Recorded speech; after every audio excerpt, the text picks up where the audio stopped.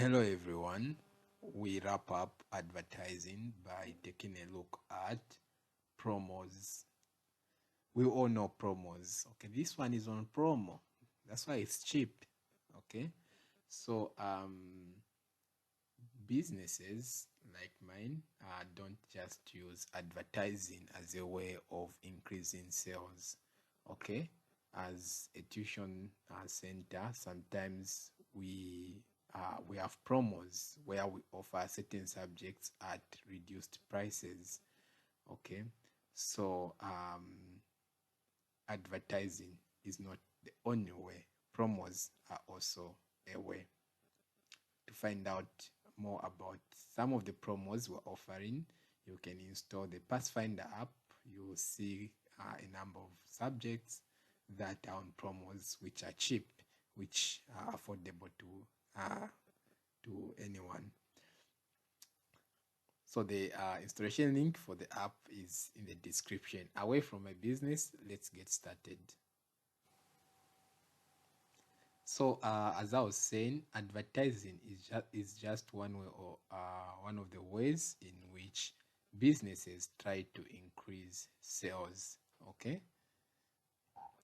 The other way is sales promo or sales promotions. Okay. So the aim are of course the same as with advertising, but promotion schemes tend to demand more of the consumer than just watching or reading an advertisement. So sales promo will need to engage the consumer to a point where they are made to buy. Okay. So it's not just being told that, oh, we're offering this. No, it's been told we're offering this at reduced price. There are even other ways in which they can be done. They can even give the consumer something that for free, so that the consumer can they can be told that maybe if you buy 4 of this, you get one for free. Okay, such kind of arrangements. For example, Blue Gum Tuitions, what we do sometimes is we are going to say, if you want to be learning 4 subjects, we'll charge you at the price of 2 subjects. Okay, so there's more engagement in the process. We're increasing sales. People would rather go to a tuition center where you pay the amount for 2 subjects, but you're doing 4 subjects. Okay, so that in effect increases the sales. Okay, so let's take a look at features of these promos, the sales samples, the free samples. Okay, so the best way of introducing consumers to a product is to let them try it out free. Okay, normally it's customary when you start tuitions with Blue Gum. I'm using my business as you know, the basis of examples, because I do this a lot. Okay, so when you want to start tuitions with Blue Gum, since in Zambia we're not yet the issue of online trust is not yet there. We know there are a lot of scammers. So what we do is we give 1 week for free. So most of the times you can learn for 1 week for free. Okay, that way you learn how we teach, how we do everything, and also in effect you trust us and you may pay for our tuitions. Okay, so that's the first feature of free samples. Okay, you introduce customers to a product or service to let them try it out for free. Okay, so this one is a very expensive method of promoting sales, especially where a sample is sent to every household. So now it is very expensive because you have to work for free. Okay, so it's very expensive. So sometimes you can, maybe you have you are in the business of cakes. So now you are making good cakes. You want people to believe that you are making good cakes. So you give free or Dionko cakes to everyone, so that they test it, maybe they are going to buy.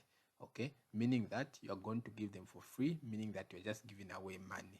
Okay, so it's very expensive, but don't be deceived. If the amount of the product you want to give out, if the cost of that product is the same as paying for advertising on newspaper, it's better you go for a free sample, because people are going to taste the product, and if you believe in your product that is good, people are going to buy it. Okay, rather than just posting just advertising in a newspaper, then the people read, and they are not sure if you are just trying to persuade them to buy, or if actually you are really good. Okay, so accordingly, it is a method reserved for things that are cheap and have a notional sale. Okay, so this works well for things that are cheap.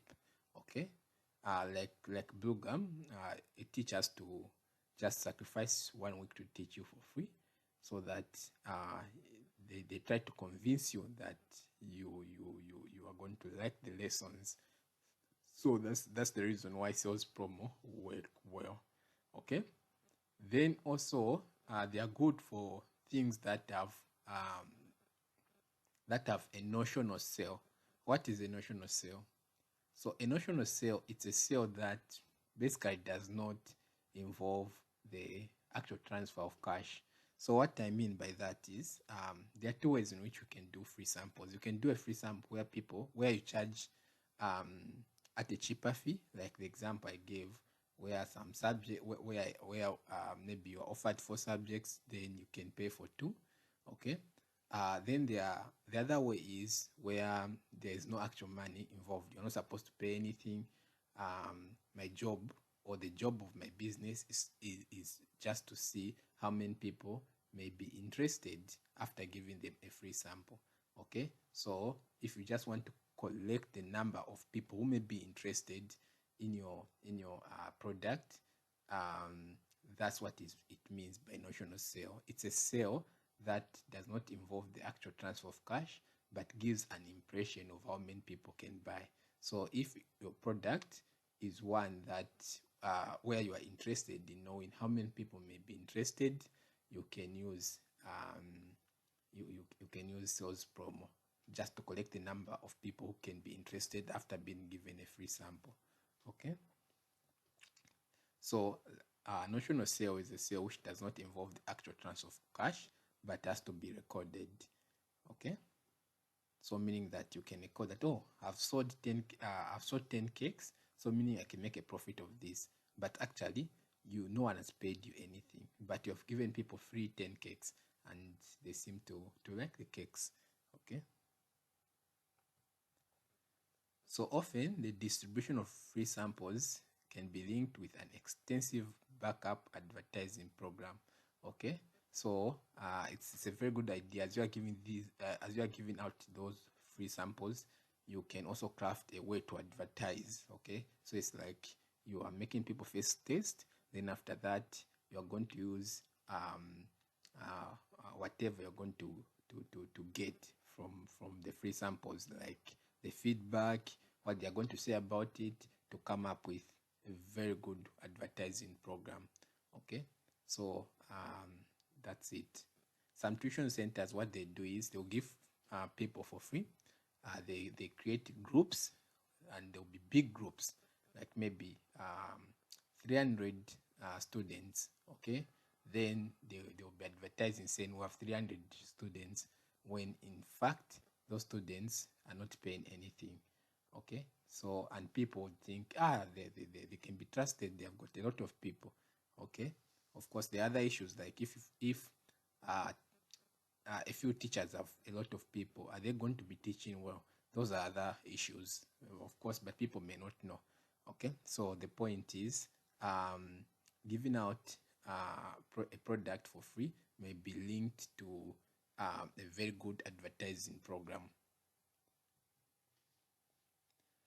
Also, sometimes free samples are given at particular shops. Okay, So you can, for example, ShopRite can be giving out free, I'm trying to remember anything that is sold in ShopRite, unique to ShopRite, maybe ShopRite bread. So ShopRite may be giving out a free bread, just at some selected ShopRite outlets, not all ShopRite shops, just selected ones. Okay, so in that way, you are targeting a particular group of people who are near that shop. In effect, you want them to be buying more. Also,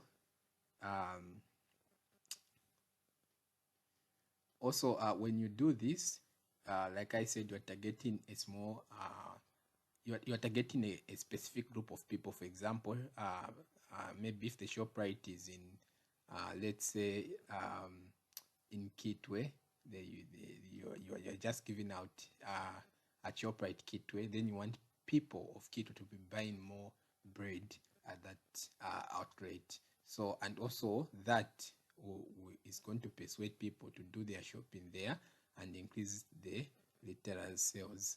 Okay, so people may, because there's free bread, they're coming for free bread, they may also be interested in buying other things.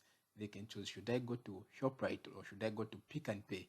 ShopRite has free bread, so I want that free bread, but also I want to buy these other things. I can buy them in Pick and Pay, but ShopRite has that free bread, so let me just go to ShopRite. Those are advertising, features of free samples. Then the other one, we've talked about the free sample. Then now we're going to focus on price reduction, which I've also mentioned, but this basically is centered on just reducing the price. Okay, so these are so widely used. They are no longer regarded as special promotion activities. Okay, if you go in town, you see a dress and you be like, I like this dress. It's on promo. I want to buy it. Yeah. So now promos have become so common in Zambia, in towns, such that they are not special promos anymore. They are normal. Sometimes you even wonder if actually the prices are reduced. Someone is going to advertise a dress that it's 100 kwacha, and it's on promo, but you don't know the previous price. They can even create a fake price that it was at 300 kwacha. You're looking at 300 kwacha, you think it's expensive, and you think you're going to save, not knowing that they're actually selling you at the right price. At the price that is not reduced. The point being, price reduction is so common in Zambia. Okay. So households are mainly sold at a discount or a percentage less than the actual price. So that's what price reduction is all about, selling at a reduced price. Sometimes the price reductions are indirect or conditional.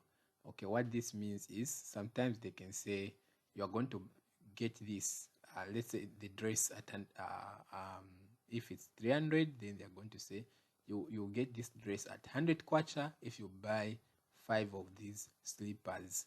Okay, so when you buy 5 of those slippers, that's when you get the dress. So that means that the price reduction is not direct, it's indirect, or it is based on a certain condition.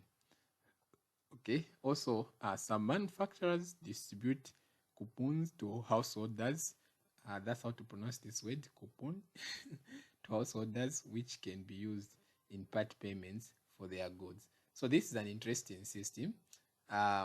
Some manufacturers, they may distribute these to certain households. Okay, so these ones can be used to pay for goods. It's not actual cash, but it allows you to pay for goods, for given goods.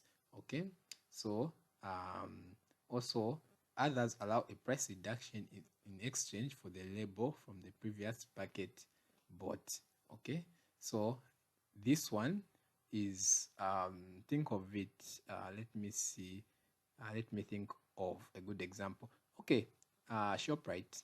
So you buy some things in ShopRite, you are given a ShopRite plastic bag. Okay, Then next time they say, if you have 10 ShopRite plastic bags, if you can present them to ShopRite, then they are going to give you a price reduction. Okay, so in that way, it's a sales promo, so price has been reduced. Okay, so in effect, you would want to buy more from ShopRite so that you can have those a lot of the ShopRite plastic bags. Okay, so that you can use them to get some items at reduced prices.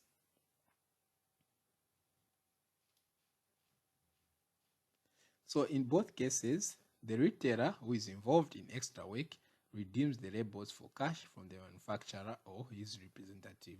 So let me explain more on this point so that I connect it properly to this point. Okay, so the manufacturer, they give out coupons, right?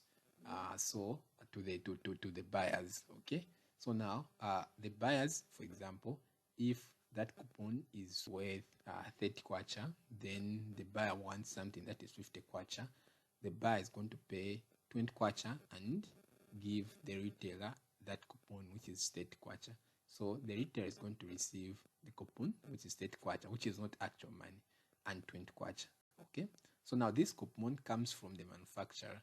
Okay, so the retailer has to take it back to the manufacturer so that they're given enough money. So that's how the system works. Okay, so the coupon are redeemable.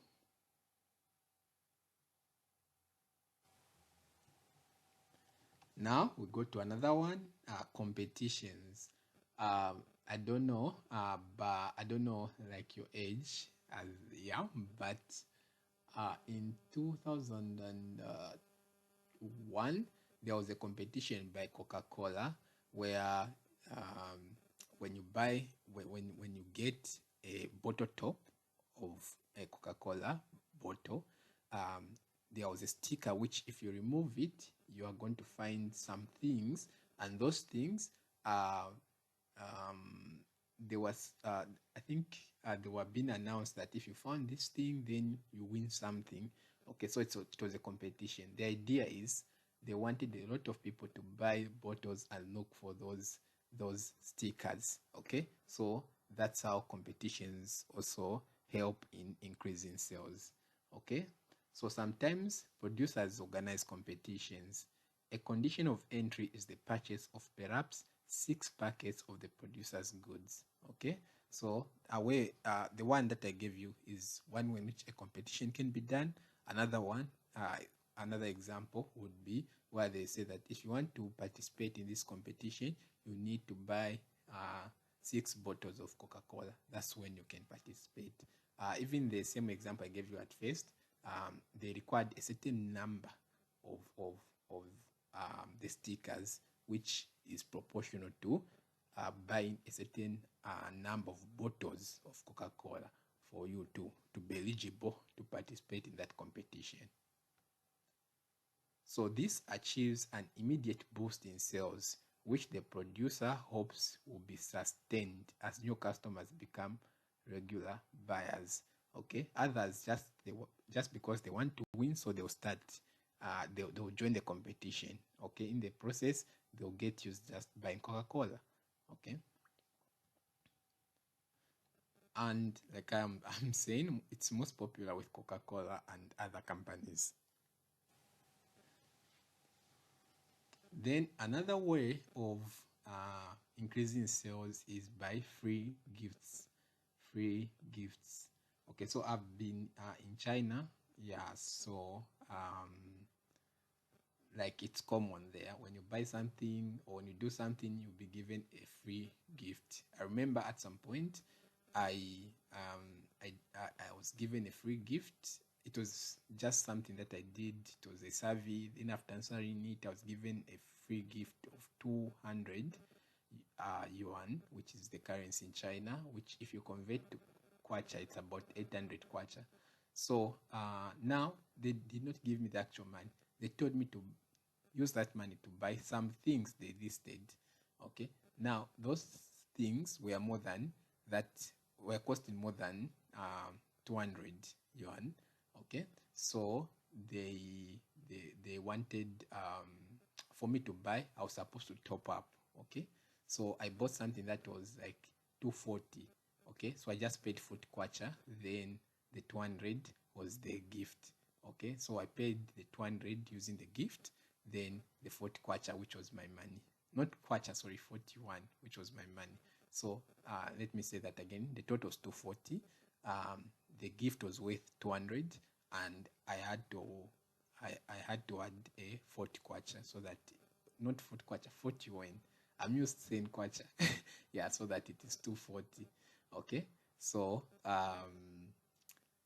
that's how you can use free gifts to make sales. Okay, so this is where business will give free gifts when you buy some items. Not always when you buy some items. Sometimes, like the example I gave, it can be when you do something.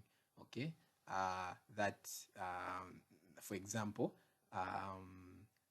a school can partner with for example, Blue may partner with a company or a business that sells pamphlet.